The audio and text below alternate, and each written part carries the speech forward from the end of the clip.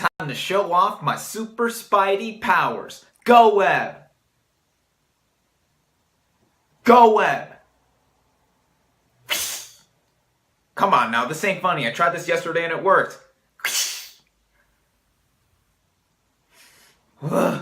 Work! Oh shit, I'm so in trouble now. What is up everybody? Random Random Man here, bringing you my review for Spider-Man Homecoming. Now the plot basically takes place 2 months after the events of Captain America Civil War, as it follows Peter Parker, played by Tom Holland, who tries to balance his high school life while being the friendly neighborhood Spider-Man. But trouble arises as he has to face off against Adrian Toomes, aka the Vulture, played by Michael Keaton, who is stealing alien equipment to make weapons of his own. Going into this movie, I had moderate expectations, despite this entry being really exciting because this is Spider-Man's first film in the Marvel Cinematic Universe. For me, I just felt like people were mainly excited for this movie because he was finally in the MCU. And concerning my history with Spider-Man, Spider-Man used to be my favorite superhero as a kid. Now with the movies that Spider-Man has been featured in the past decade and a half, Sam Raimi's trilogy, Spider-Man in 2002, of course that's a really strong and important superhero movie for this modern era. Spider-Man 2, that's my favorite Spider-Man movie, and I do feel it is the best one to date. Spider-Man 3 is okay. Then we had Mark Webb reboot the series with The Amazing Spider-Man and The Amazing Spider-Man 2. I have drastically different thoughts on these movies now than when I originally reviewed them. Not too big of a fan of these films. So even with me not being 100% anticipating this film, there was still great cause to be excited for this movie in many areas. What with the cast, the concept, and seeing that Sony Pictures and Marvel Studios are playing nice with each other and co-financing this movie together to be brought in the Marvel Cinematic Universe. Starting out with the performances, of course we have to begin talking about the title character, Spider-Man / Peter Parker, played by Tom Holland. Now, when I reviewed Captain America Civil War last year, I said that I gave Tom Holland a big thumbs up as Peter Parker / Spider-Man, and that applies to his own movie Homecoming as well, as I give him an even bigger thumbs up for carrying a movie on his own to outstanding results. Holland gives an absolutely gutsy performance as Peter Parker, with me believing now that he is the best Spider-Man to date in film. Holland was able to exemplify that nerdy, awkward teenager in high school, but also being a very capable hero. But he has to balance both of these things throughout the film, and that gave him a lot of depth, and it really made me identify with this character. I still have a soft spot for Tobey Maguire as Spider-Man, and Andrew Garfield's interpretation, I liked him when he was in the suit, but I felt he was a douchey Peter Parker. Tom Holland was able to balance himself as both of these alter egos super well. The rest of the supporting cast are as outstanding as Holland, like Michael Keaton as Adrian Toomes / the Vulture. At first, I was really against this casting choice because I thought it was too on the nose to have someone who's played Batman, then Birdman, play a villain in another comic book movie. But Michael Keaton has a really excellent performance in this film. I think his origin in the beginning of the movie of how he is a working class guy who suddenly turns evil was a bit rushed, but I forgot about that because of how intimidating Michael Keaton is as this character. I think he is one of the best MCU villains to date. There are just more people in this movie to talk about as well that I'll quickly run through. Marissa Tomei as Aunt May. She is a younger and, dare I say, more hot version of Aunt May. She also made a minor appearance in Captain America Civil War. I think this version worked. I think she was very supportive of Peter, even if she was oblivious to everyone hitting on her. It was more so me not liking that she didn't have that much to do in this movie, but she gave a superb performance. The stunning Laura Harrier as Liz, the love interest to Peter Parker. She is really convincing as this very type A personality girl, but also has a thing for Peter as well.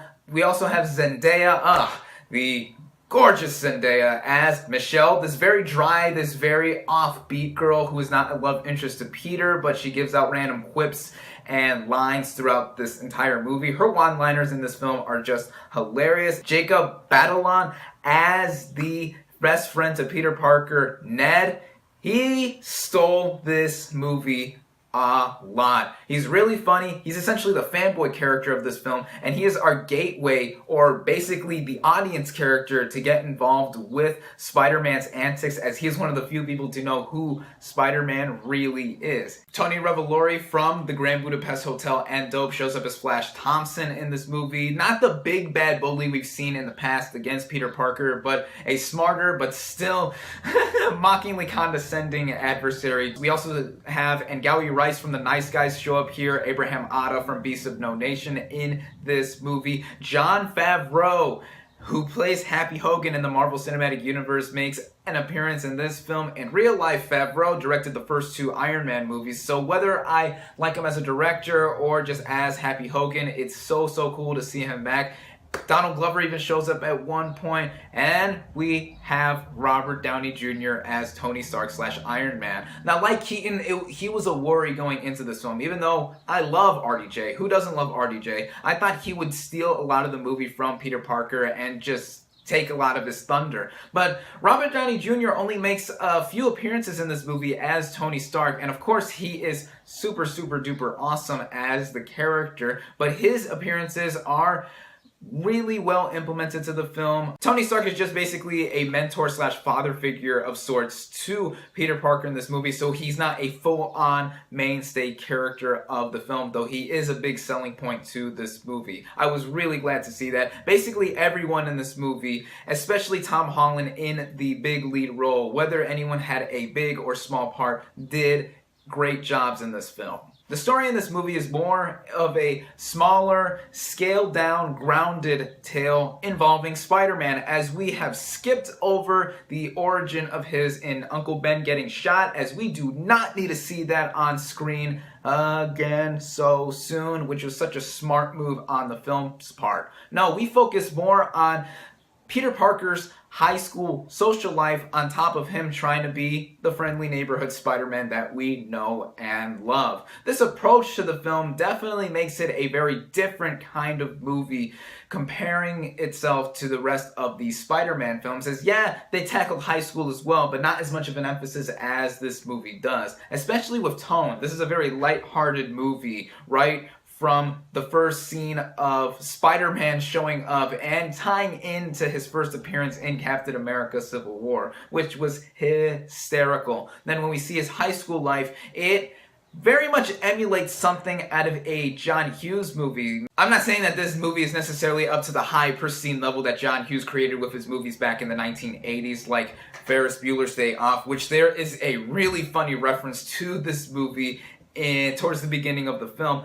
But the tone that the filmmakers, the writers brought onto this film really worked. There were 6 screenwriters to this film, which usually is a red flag in seeing that there's too many cooks in the kitchen, but somehow it worked. Also with John Watts' direction of this film. I have not seen any of his previous movies, Clown or Cop Car, but I thought what he was able to do in set the action sequences up, the high school scenes, the smaller tender moments, or the bigger moments in the movie, really a nice balance between all of that here. That leads into the action sequences, and like I said with John Watts' nice direction, the way he also handles the action sequences, they aren't as grand as some of the rest of the MCU movies that we've seen in the past. They were still well done, especially with how Spider-Man is choreographed in this movie. The way he moves through the air, the way he fights criminals, even with his suit that he gets from Tony Stark, and having the AI Karen, voiced by Jennifer Connelly, who, fun fact, is married to Paul Bettany in real life. Paul Bettany, of course, voices Jarvis, and he also plays Vision. But anyway, just going about how Spider-Man is even seen in this movie, it's like he left off of the comic book pages and onto the screen, and there even are some moments where he has to get creative or not so creative. Like one moment he's chasing after a van and he's in an open field and there are no buildings around for him to attach his webs onto, so his ass has to run. He has to haul ass through that field and then still chase after the van, which adds to the humor of this movie too. I think this movie is overall well edited, not too many awkward cuts in between certain sequences. The pacing, it runs at a little over 2 hours and it could have a tendency to drag at times, but I think it was well done overall. I also have to quickly mention Michael Giacchino's score. I thought it was nicely done, even though it's not one of his best scores in recent memory. I have to mention that he did a orchestral rendition of the 1960s theme song of Spider-Man.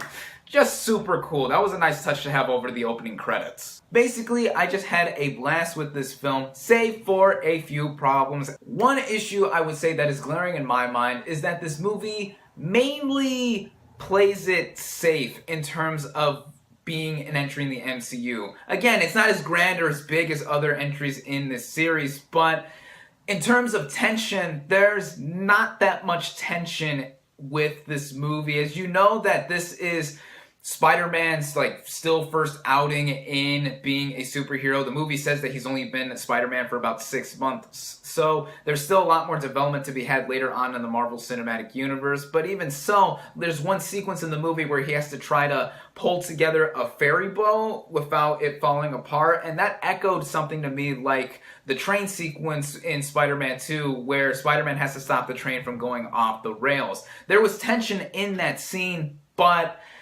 in Spider-Man Homecoming with that ferry boat sequence, I knew he was going to get out of it anyway, and it got kind of predictable at certain moments, though. There is a twist in this movie involving the Vulture that I so did not see coming. Also, speaking of the Marvel Cinematic Universe, that's another glaring issue I had with the movie, in that this movie heavily relies itself on being connected to the rest of the MCU. At first, it was nice with subtle nods here and there, but then the movie, as it progressed, really hit you over the head and saying, yes, Spider-Man is now finally in the MCU. And I really didn't need that. I didn't mind smaller stuff like with the Vulture stealing Chitauri technology that was from the first Avengers movie left over from the Battle of New York. But other stuff just really made me go, okay. I want this movie to stand on its own and not just be so integrated to the Marvel Cinematic Universe. Because on its own, as like a high school dramedy and as a Spider-Man movie, it was working out more than just fine. But like I have said before, I had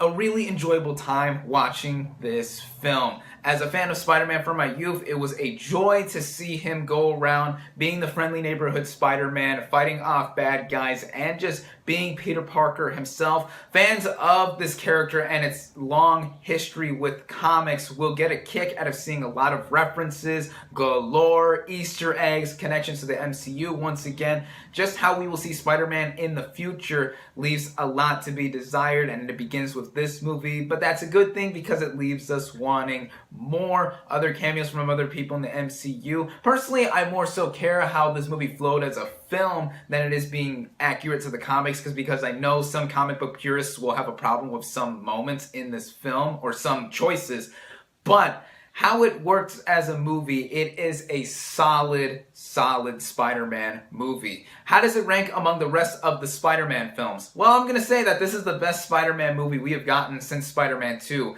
Is it my favorite overall?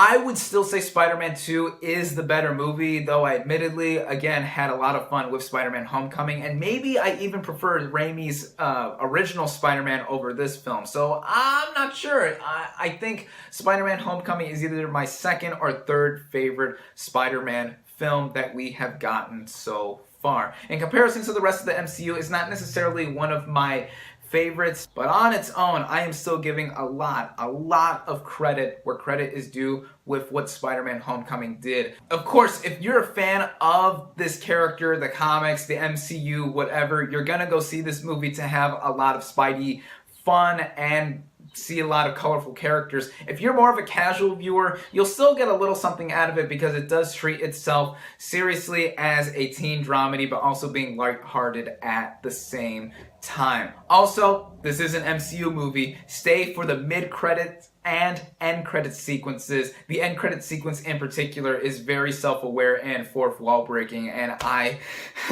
got a bit of a chuckle out of it for sure. With Spider-Man Homecoming overall, I definitely recommend it. My final verdict for Spider-Man Homecoming is 4 out of 5 stars. Thank you all, as always, for watching. Be sure to like this video, comment on what you thought of Spider-Man Homecoming, subscribe to my channel for more, and I'll catch you on the next movie review.